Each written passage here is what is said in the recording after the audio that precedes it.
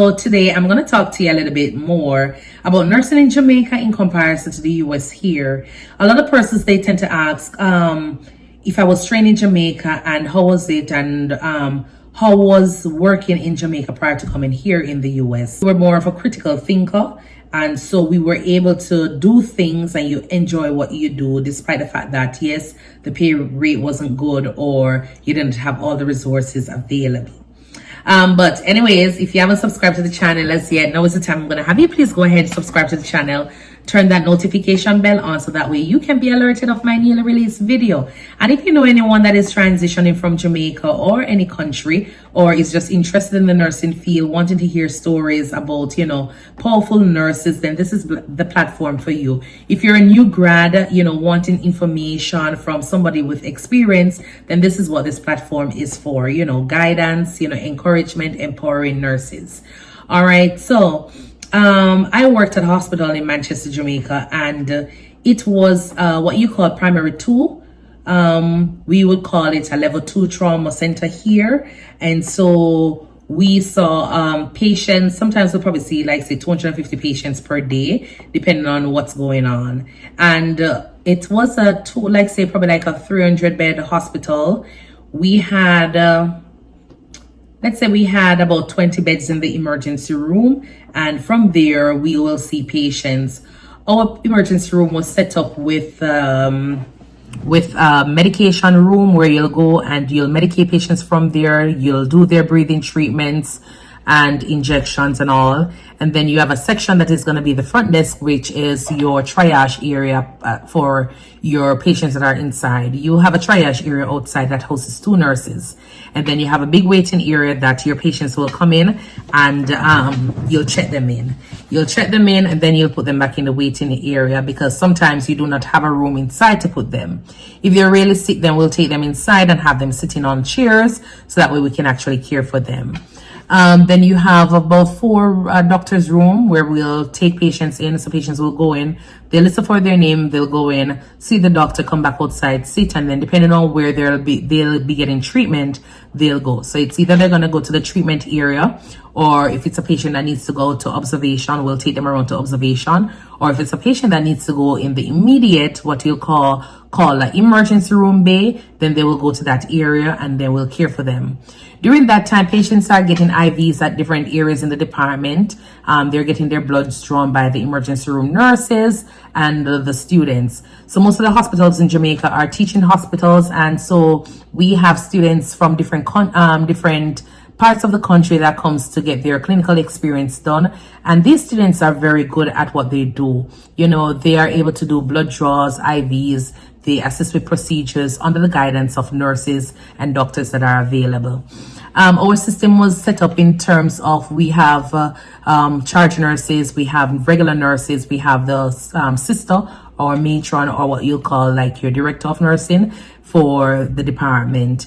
It hasn't been always like say busy, or not say busy. It hasn't been like say packed with nurses all the time, because you might have 2 nurses working in your observation unit, 2 nurses working in your treatment area. You might have 1 or 2 nurses in triage, and then you might have 2 nurses working in the emergency bay area.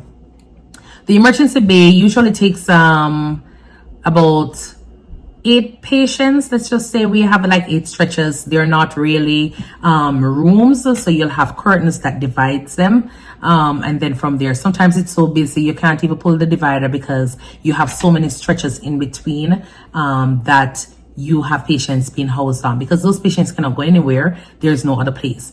We had like 2 ambulances that serve the hospital, and so most of the patients that pops into the emergency room are usually either coming by private car, they're coming by taxis, passing by on the road, probably see an accident and see somebody and they just put them in the car and take them to the hospital. Or it's a case where somebody wanting to deliver and they just show up to the emergency room. Either that they deliver outside their baby in the car, or they deliver in the emergency room. So you have so many things going on in the emergency room. And as I say, it's not an emergency room that has like a lot of beds. We're just going to say it has 20 beds, and those 20 beds include about 10 of them being in the observation area. So just imagine you're taking care of an emergency room that sees probably like say 250 patients per day on a daily basis. or even more, because we've had experiences where we've had more than that. And these patients, we see patients that are like gunshot wounds, stab wounds. We have motor vehicle accidents. We have a lot of patients who are sickle cell patients in crisis. We have some heart attack, hypertensive emergencies. So emergency room, we have a lot of patients with, really life-threatening illnesses. When you talk about motor vehicle accidents, everybody know that in Jamaica, we drive very fast. Yes, they drive very fast down there. Not me. They. Yes, we all drive very fast in Jamaica. And so when these accidents do come in, it's a case where, it's really bad. Yes, traumas left, right, and center. And it's not only, if it was only one case, then it wouldn't be that bad. But when you talk about sometimes 3 persons in a motor vehicle accident coming in, or even a bus load sometimes, you're thinking, where are you going to put those patients? As the nurse, and remember, as I say, we have probably like say 2 ambulances that service the area, and sometimes those ambulances can't reach down there. It's not possible to go to those areas and transport a patient. So you realize that sometimes these patients are being transported by private vehicles to the hospital one by one. And when they're coming in, sometimes you don't have places to put them. You have to literally get mattress and put them on the ground until you can figure out where you're going to find a stretcher, because there's no more stretchers, because the emergency department is already packed. And so sometimes you have to go ahead and ask some patients to get out of bed. You put them in a little area on a bench to sit and continue with their fluids if they're able to do so. But when you have patients who are not able to do that, you can't do anything. I remember a lot of times we have patients lying on benches because that's the next best thing, because we have no beds to put them on. And we're still giving them their care. They're appreciative of it. So these ambulances, sometimes they'll take patients back to the emergency room for us to care for. Sometimes we have to transport them to another facility after stabilizing them, because we might not have the service available to do so. So just like when you have your level 1 hospital where you have all of your services available, your level 2 hospitals don't have, and so you have to transfer from there to the other. It's the same thing. But remember, sometimes these hospitals are not like say 5 minutes away or 10 minutes away. These hospitals are probably like say 1 hour away. And just imagine a hospital having 1 or 2 ambulances, and you have to take that 1 ambulance and transport that patient to another facility. Especially if that patient is intubated and you have to bag the patient. Yes, I've done that before. I've sit in an ambulance where we're transporting from Manchester to Kingston to a hospital, and I'm literally bagging the patient on my way to Kingston on that ambulance. And yes, you bag, your hand get tired, but what can you do? You're trying to save a life. So you continue bagging with your left hand, you bag with your right hand until you're finished doing what you're doing. There are days when you have so many patients popping in, and especially if it's a well-known person and somebody hear that, oh, John Brown down the road gets shot. The entire Mandeville, entire community is going to come out and be at the hospital because everybody wants to peep in and see. And so sometimes security is like so tight, because especially if it's a known person, a well-known person, everybody want to come and hear the story. Everybody want to come and see a body. Everybody want to hear what is going on. And you can't really do that, because you have to protect the privacy of the patient. But either way, somebody along the line, because as I said, a lot of times these patients are transported. They're transported via taxis, they're transported by passerbys, they're transported by private vehicle, and so the word get out that this person is at the hospital and they just come down there. Yes, we're very nosy down there. We're always in somebody else's business. All right. And so I remember like all of those, and through it all, the nurses, the doctors, we all go ahead and we team up and we work together getting things done. We don't have paper, we don't have computer where we have to be running and looking on the orders to see what needs to be done or whatever. You see somebody come in and the foot chop off, you have to go and either get a tourniquet, and at that time sometimes we might not have the real tourniquet. You have to go and get a few catheters that are elastic or latex type, and you go and you tie it onto the leg, so that way you can actually stop the bleeding. So sometimes you have so many things that you have to do. You have to be like literally be on your back thinking. So a lot of times you're there, you have to be literally be thinking. You're one step ahead, trying to figure out ways of trying to stabilize this patient. You're there putting in your IV, you're starting your IV fluid, trying to find a C-collar to put on to your patient. You're getting your wound cares done. You're doing all of that. You're doing chest compression. Sometimes I remember one day we had like a few patients that come in, and we had some patients on the floor on mattress, and we had to literally be stabilizing those patients. And I tell you, it wasn't the best experience because nobody wants to see their relatives on the ground. And at that time, there wasn't any relatives in the department because we had to literally lock off the department because there were so many persons outside. And these were well-known persons.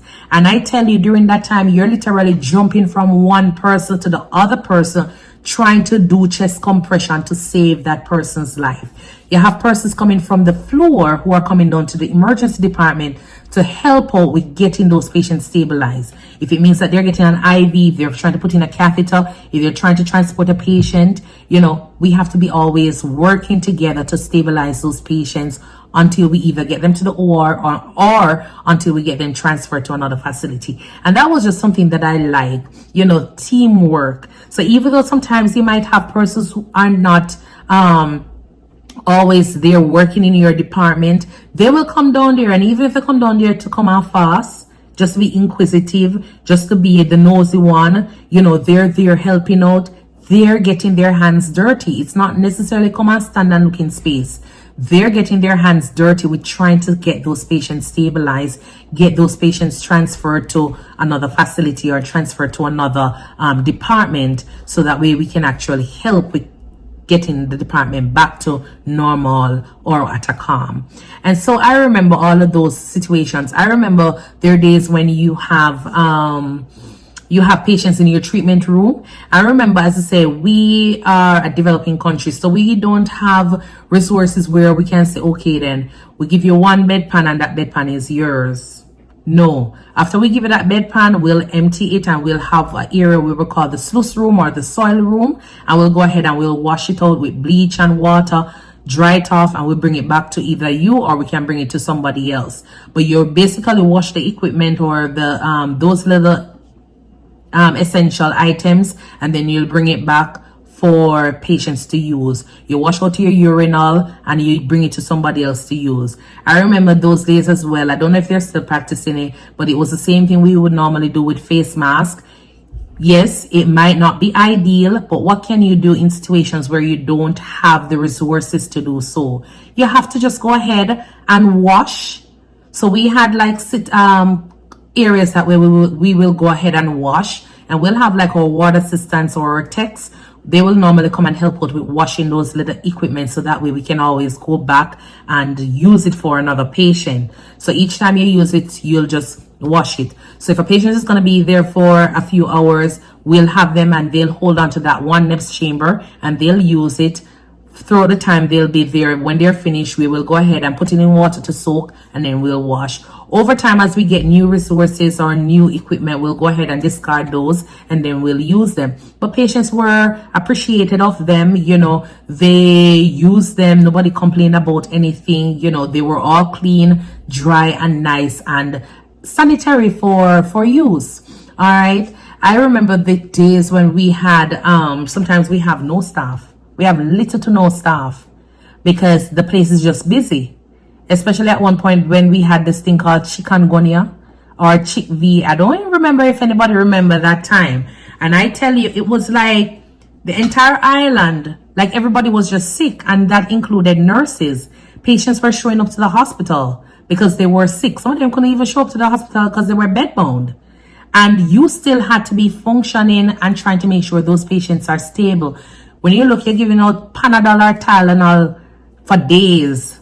Yes, you're giving out Tylenol and Panadol for the entire time because that was the only thing you can actually do. You're treating them symptomatically. But some patients, they don't remember that it's probably something like a flu they have.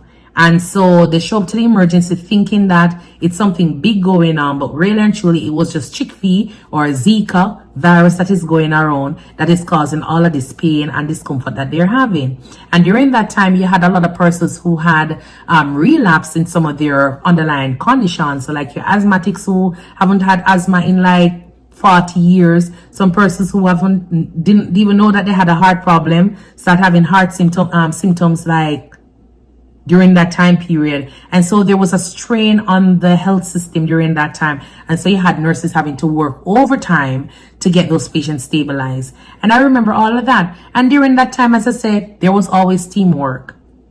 Sometimes you're there, you just know that you're supposed to give a patient 2 Panadol. You give them 2 Panadol and you put it on a paper and you send them back to the department, because the doctors are working so hard stabilizing trauma patients. The least you can do is give them 2 Tylenol. And the doctors are going to be like, oh yeah, you treated appropriately. And then you continue on getting the other testing you would have wanted. All right. So I remember all of those days when, it was just like that. Nursing, I enjoyed it in Jamaica because even though we never had the resources, you're thinking about where that next patient is going to be going.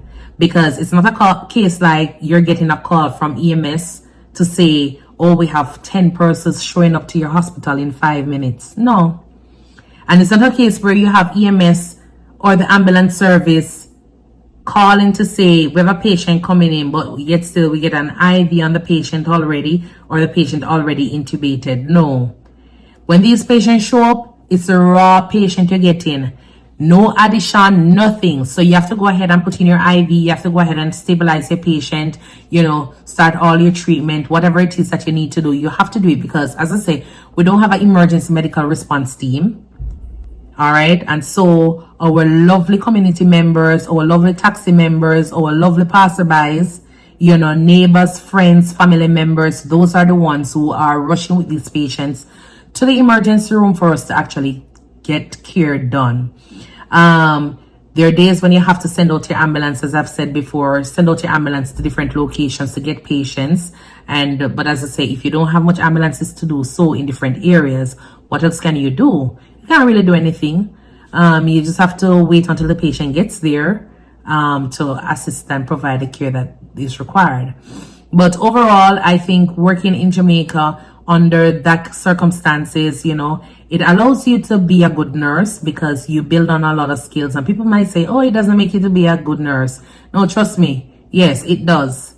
It allows you to think on the spot, be critical in your thinking. It allows you to be proactive, manage your time properly. It allows you to be the nurse that is like on top of things. So I find that with that kind of mindset, not knowing what is coming through the door, not having somebody already prepping a patient for you, it allows you to be on your P's and your Q's. It allows you to be proactive. It allows you to be an efficient person. It allows you to manage your time better. And that is one thing I love about the nursing experience I had in Jamaica. Apart from that, if I was getting a lot of money for my pay, that would have been a plus, because I don't know if probably I would have migrated, because if the money is good, like what they're getting in 2024 right now, Lord, I would be in Jamaica. Yeah, I would be in Jamaica because I enjoyed working in Jamaica back then.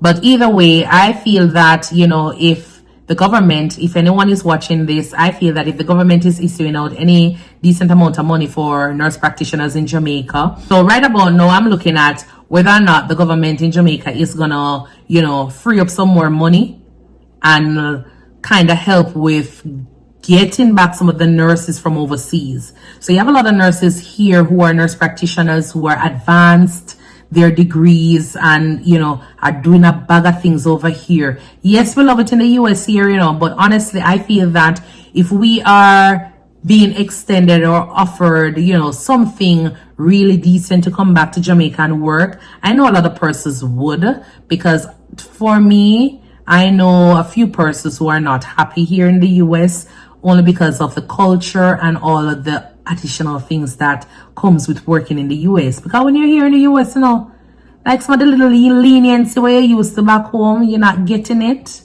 You're not getting all of those leniency. And so sometimes people, they're frustrated. They don't like it.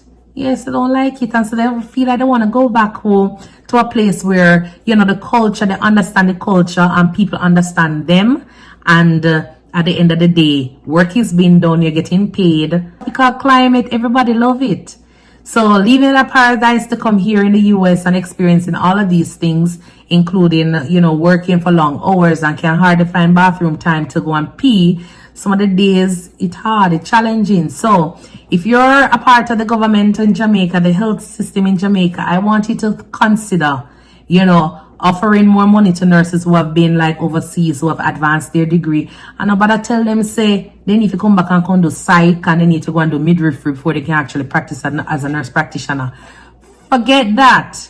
Try and see how we can actually work with the ones who already have their nurse practitioner degrees and help us to come back to Jamaica. Find ways of, encouraging us, allowing us to come back to the country so we can actually provide the nursing care to our clients, to our patients in Jamaica, so we can actually better our economy. Really and truly, I would be number one on that list. I would be number one on that list because I love Jamaica too. And this is just something I want them to consider. If it is something that, is on the table, think about it, find out. And if you're a nurse here in Jamaica, in the US from Jamaica, and you feel the same way about going back to Jamaica, years from now because you've had enough of the US, and you feel like, oh, now is the time where you can actually go back and make an impact, but you need more money. If you are one of those nurses, leave your comments below, tell me how you feel about that. And so we can actually go back. Because as I said, even though the resources are not there, if they were paying much money to the nurses, I think a lot of persons would be in Jamaica. There wouldn't be that much of a brain drain. And so I am just curious as to, what other persons are thinking. But this is just my point of view. This is just my opinion. And as I say, if you feel like you want to talk about it, leave a comment down below and we can actually go from there. As usual, thank you for tuning in. It was nice, chit-chatting with you. And as I say, this is just a little day in the life of a Jamaican nurse. And that was during the time of 2012 to 2016. I don't know how it is right now in 2023, 2024, because guess what?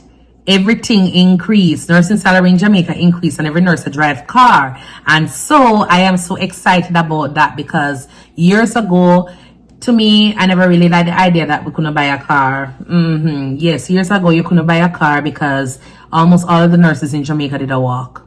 Yes, about 50% of the nurses were walking, if not more. And so I'm so happy that we've reached a point where nurses have advanced, and everybody see us as a professional nurse, as we ought to be. And I'm so excited about that. Everybody can buy a piece of land and build a house. Everybody can buy a car and feel happy about it. And so I am so excited for the Jamaican nurses. And if I haven't said it as yet, yes, that's how things must go. We must be happy about everybody else. Not everybody else going to be, advancing at the same pace. But at the same time, be happy for those persons who are advancing. And I am here shouting out all my Jamaican nurses, whether or not you're in the US or you're in Jamaica. I am so happy. I'm so proud to be a part of that health system. I'm so proud to be a part of that community where we're giving care to persons and being advocates for a patient. As usual, thank you for tuning in. It was nice meeting you. It was nice seeing you. It was nice, well, not seeing you, but it was nice being here. All right, don't forget to like, share, subscribe to the channel, turn that notification bell on for more. Bye.